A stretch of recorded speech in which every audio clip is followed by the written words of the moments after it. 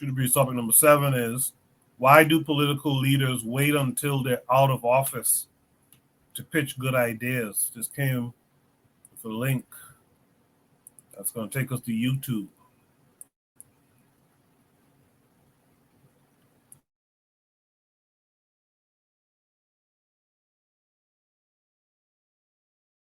Prime Minister P.J. Patterson has expressed his desire for Africa and the Caribbean to put more effort into capturing a larger percentage of the global trade market.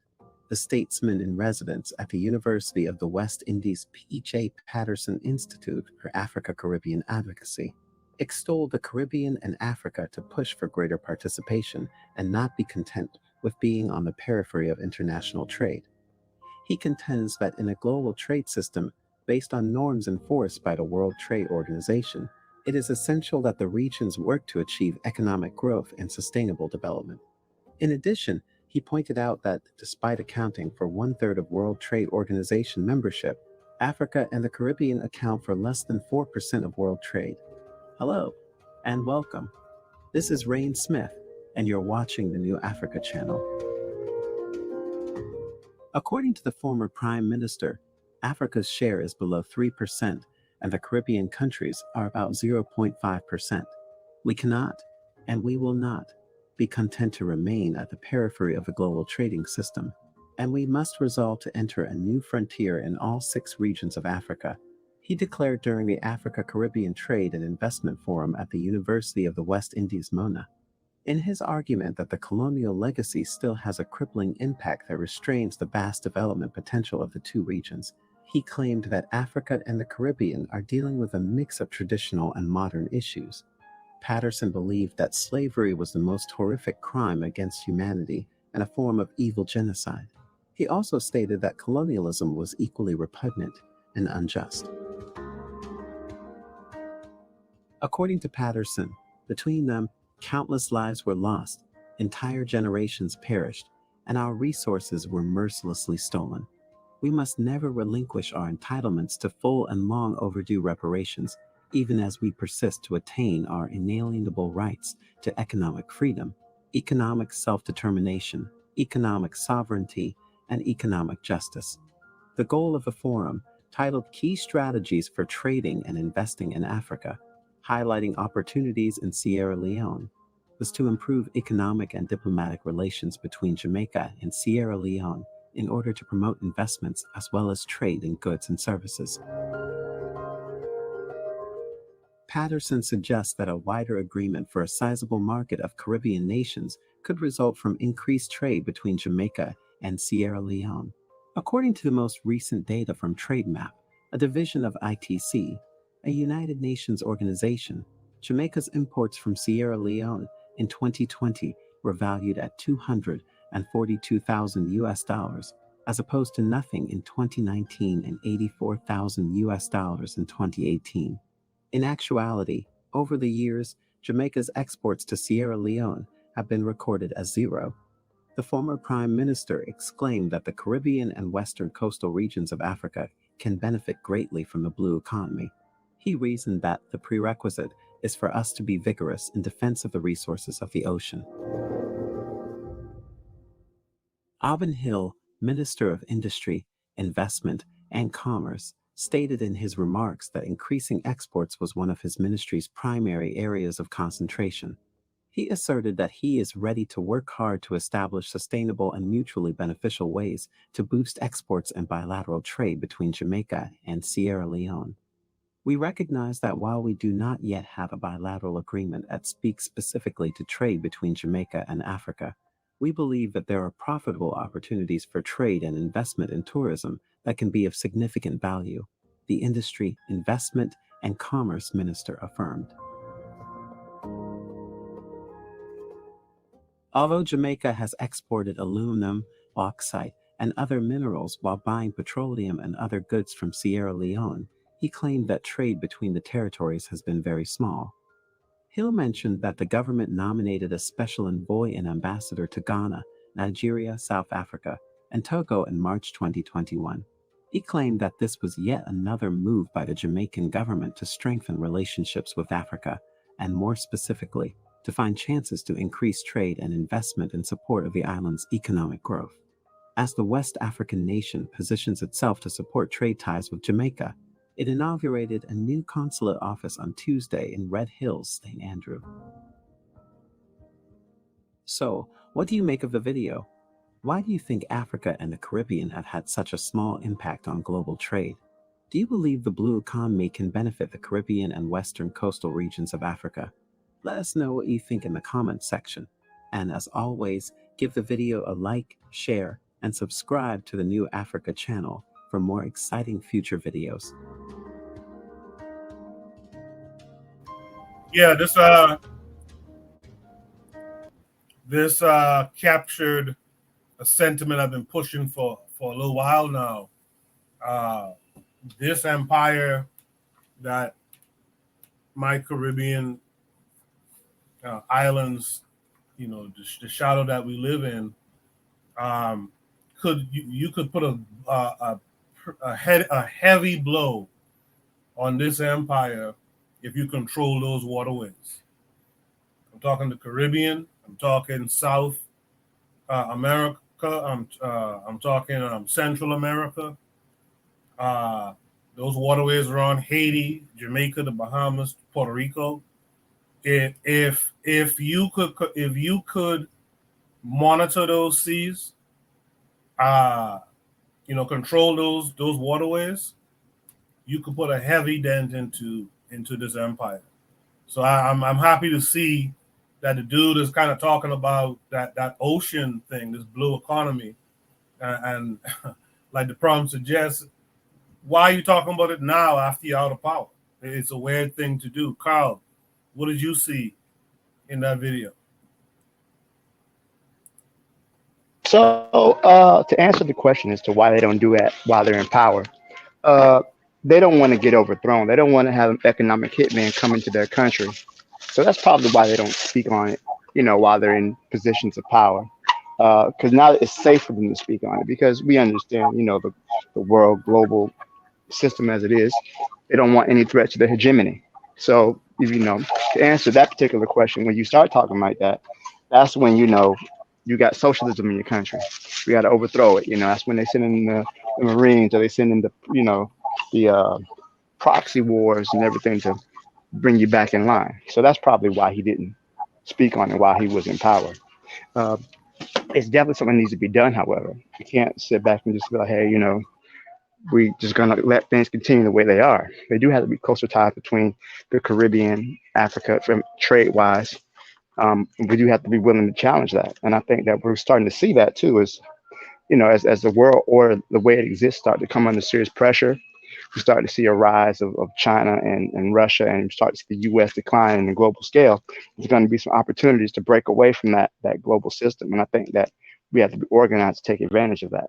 So I think that he's talking a lot of stuff, but it's safe for him to talk about it now. What he said to talk about it when he was in charge. So that's kind of why I look at it like that. Yeah, I agree with that. I agree with what you said. The Azulians want to say you. He couldn't talk about it because he wasn't allowed to talk about it. It's control. He wasn't Now allowed that to talk about it. now that he's out, he could speak freely because he can't do nothing. I'm not saying most of them can't do nothing. Hey, if you're not afraid for the blowback, if you're afraid of the blowback, don't become a leader. So a lot of these people are just puppets put there, and then now he's added there so he could still have that fame to go around the people. So they get involved with frivolous, meaningless, um, bent whatever the word, sexy talk. That's all that is. He's not allowed to talk. He's a bitch. That's all that is. A bitch talk when her pimps allows her to talk. That's it. Trigger Happy 262 dropped off earlier. He said his phone died the moment he was about to make some points that he wrote down against some of the panelists. He said he'll just post the comments when the video goes up. I appreciate you coming through, Trigger. Yeah, I was hoping you'd have stuck around for this topic too. I was curious to see what your thoughts would have been here. Did I get Tanzan yet? No, Tanzan. What are your thoughts on this one? I think that people should be strategic. You should go into it knowing the territory and not learn on the job. So a lot of these people they go in with idealistic um you know ideas, and then they go in, they learn the reality, then they have the reality check and they can't do anything about it. I'm assuming they went into it with good intentions, and then after they leave, then suddenly the brilliance comes to them. I think that before people get into it, they should know what they're doing. Either choose your side, like we were saying with the policeman. Are you going to be a spook, or are you going to be part of the system? Those are your only option. I People who go into it pretending, oh, I'm going to overthrow it from the inside, that's a bunch of nonsense. You're not a one man person. The only thing you can do is gather information. You're simply a spy. You're not a power player. So if they go into it before with foreknowledge, then they might be more effective about it. Firstly, like I always say, is making the connections, making the relations. When you're in a position of power, you have the unending connections and relations, and you can get those in place with the time that you have. And then after you leave, then all those people that may still be in power, those are the people that now you're going to finagle your way to get into other positions, or to get into some sort of king making influence and so on. So once these people have tasted power, then they should go back and learn how to utilize it instead of just talking about it. So while you're in power, you should be making those connections, those network, putting things in place. So once you leave, now you can concentrate on doing things behind the scenes. But just talking about it, that's pretty useless. So for me, what I would do if I was them is go in there just like people go to college and university. You don't go there just to learn. You go there to make connections, to find out whose dad owns this company, and how do you position yourself in a way that's going to be advantageous for you. So once you leave college, then now you can start, taking advantage of those connections. Now you can go back and call your friend and say, hey, I'm looking for this and that, and so on and so forth. So you already have a way in. You're not just there to enjoy the perks of dorm life and all that stuff. So that's what these people should be doing. If you find yourself in such a position, take as much information as you can, make all the connections and relations, and then once you leave, then take that information, and especially the connections you've made, and try to do something with it. Yeah. I appreciate that, Tanzan. Bwana Gaziki, why do political leaders wait until they're out of office to pitch good ideas? Well, I think that with this particular gentleman, I think that he is a coward and he didn't have the testicular fortitude to understand that there is First of all, let me say this. Before I start. Um, the relationship between Africa and the Caribbean is greater than just a financial exchange. There is a cultural relationship between, in particular, the Western African countries and the Caribbean that should be renegotiated and developed because we are family, and that's not even for argument. We are family, and that relationship it was severed a long time ago, and it needs to be reattached. Because you can't have a bunch of black people who live in the Western Hemisphere coming from West Africa and have no relationship. And all of us understand that we come from the coast of West Africa. But needless to say, and you operate like British and French and whatever. But needless to say, I think that he was too cowardly to act on what the Jamaicans, in particular, the Rastafarian community, been singing about for ages. The Rastafarian community, in particular, musicians have made millions of dollars going all throughout the continent singing about Africa, Mama Africa, Mama. As a matter of fact, they became very popular on the continent itself. That musical industry called reggae, because they've been singing about Africa from since the years born, and they even extend the outside the Rastafarian community. Say, listen, man, we African people, let's reconnect. And the politicians, the Anglophiles that they are, they've been paying a deaf ear to what their community been singing about for eons. Now this man, cap and gown man, out of power now, and he can't do nothing about it, like a dirt bag. And now he want to say, well, we should have a relationship with Africa now. Well, you ain't been listening. You ain't been listening to one of the most potent industries in Jamaica itself, which is the reggae music community. What they've been saying about for bygone. You ain't been listening to what your people been saying. Now you just want to engage solely on the basis of how much money I can garner by export. Come on, man. Come, you have to give me a break. You have to give me a break. But he is just being cowardly, and I personally think that they have in the CARICOM right now in the Bahamas, which is a joke to me. That's a joke. That's a bunch of. But I feel that the individuals within these respective nations will develop a relationship, just as Dinah Samir has. He's engaged the president of Sierra Leone, and he is helping with the whole passport situation for a lot of Americans. And if this man heart was in the right place, he would make the same kind of arrangement in particular for Jamaican people to have dual passports, to have dual citizenship, so they could at least spark an interest for the individuals themselves would want to go, not the government, the individuals to go underground to establish relationships, to see what they could change, barter, and exchange, etc., etc., etc. But I believe that the people themselves will do it, not the cabinet ministers and the members of parliament. These guys, like you say, are bought and sold. They are Anglophiles. They are dedicated to Europe and Europeanism.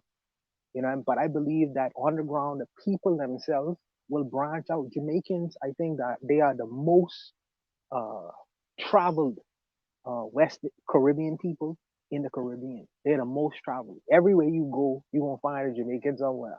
So they spread the message of what's going on outside of Jamaica. And I think that that's a good thing because the exchange of information is imperative in a so-called globalized world we exist in right now. We need to know there are other options for Black people on these former so-called slave plantations called the Caribbean islands. We need to know that there's another option available for us that we could explore. And because it can't stick us into this arrangement of tourism, hand in a plate and some banana, and you want some more drinks, and let me fix your bed arrangement you can't stick us to that. So we need to see that there's something that exists outside of this Caribbean arrangement that exists. And I think that this is an opportunity for it. I think that one political leader I always sing the praises of Mia Motley, because she's actually doing the work. And I hope, because and she's in power. But as we go forward, I hope to see more Caribbean leaders take it on. But I am not waiting for these people. I am operating as an individual actor, just like several other Caribbean people who are individual actors who taken it upon themselves to form relationships, bonds, and ties with Africa, regardless of what these parliamentarians decide to say, whether in office or outside of office. But I'll stop there. Does anyone else want to add a final word? I want to say a final word. I think it's interesting that he said this at the University of the West Indies. Walter Rodney taught, and Walter Rodney was actually kicked out. He had his passport, his visa revoked in Jamaica because of his advocation of Pan Africanism. So now that he's dead and gone, and the Rastafari movement is now popular, now they want to come back and talk about building ties between Africa and the Caribbean, where Walter Rodney got kicked out of the country for saying the same thing.